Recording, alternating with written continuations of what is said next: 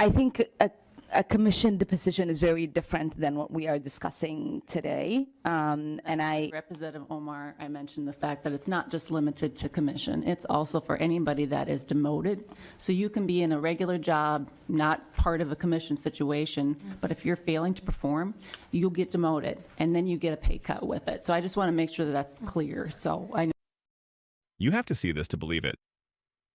Ilhan Omar, a sitting member of Congress, just asked a question that proves she has no idea how the American economy works. She earnestly asked if it was strange for an employee's pay to ever be decreased. A real business owner in the room couldn't believe her ears. This is the stunning disconnect between the socialist left and reality. We're about to play the full clip. Stick around because the real-world smackdown she gets is absolutely priceless. thank you, Chair. Representative O'Neill, I'm just wondering, are there, I was a union member for a long time, and I've also gotten an opportunity to work in the private sector. And I'm curious to know if you know of any employer that has a provision where they decrease pay for employees. I find that a little strange, and so I just wanted to know where that thought comes from, and if you know where an employee gets their pay decreased. Representative O'Neill. Thank you, Madam Chair. Well, I was a business owner.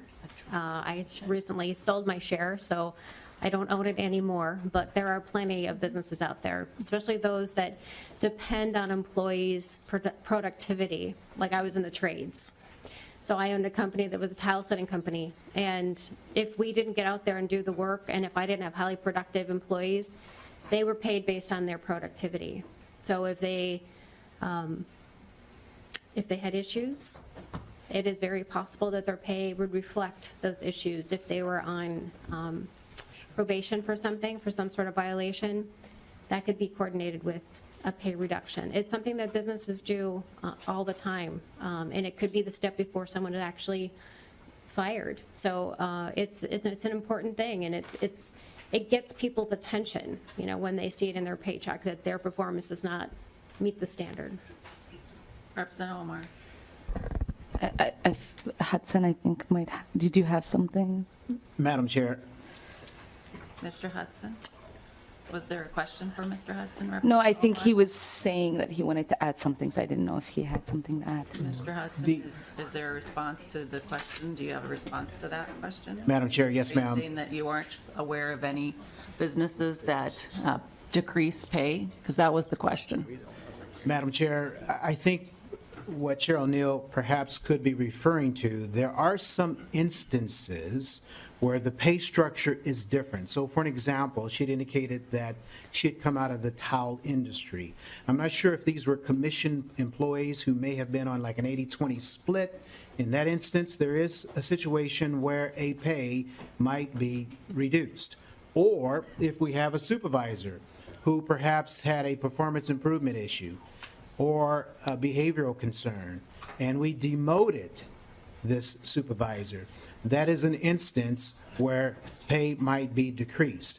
But just an employee who has not been under some sort of performance improvement program, having their pay reduced, I've never heard of that. Well, Mr. Hudson, I think Representative Neal knows exactly what she says. And I think we've had a little conversation back here when the question was asked. I know Representative Uglem, do you want to speak to that point? Thank you, Madam Chair. Representative Omar, if you happen to be a salesman in this world, and you can be selling cars, you could be selling siding, you could be selling just about anything, and you are paid on commission.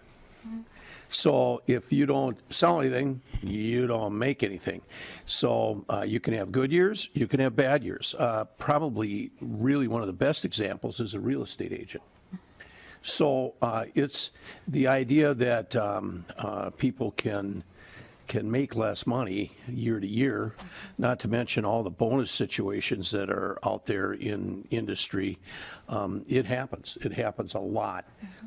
It doesn't necessarily happen, here in the public sector, but it's pervasive and very, very common in the private sector. Thank you. And I'd like to add that in the private sector as well, people, if they are not performing at their job, get demoted, and with that demotion comes a pay cut. And that's not even related to being in a commission position, that's just in a regular position as well. Representative Omar. I think a commissioned position is very different than what we are discussing today. Representative Omar, I mentioned the fact that it's not just limited to commission. It's also for anybody that is demoted. So you can be in a regular job, not part of a commission situation, but if you're failing to perform, you'll get demoted, and then you get a pay cut with it. So I just want to make sure that that's clear. So I know. Wow. Let's break this down What we because just witnessed was more than a policy discussion. It was a worldview collision. On one side, you had Ilhan Omar living in a socialist fantasy where effort and outcome are disconnected, and paychecks are a guaranteed right. On the other, you had Representative Barb O'Neill, a former business owner, who calmly explained the real world.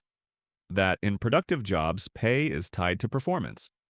If you're on probation, if you're demoted, if you're in sales and don't sell, your pay reflects that.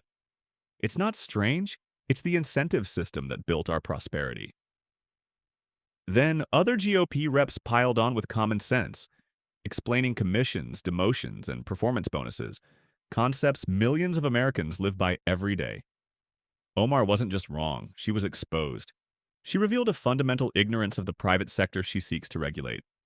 While she sees accountability as strange, conservatives understand it's the foundation of a strong economy.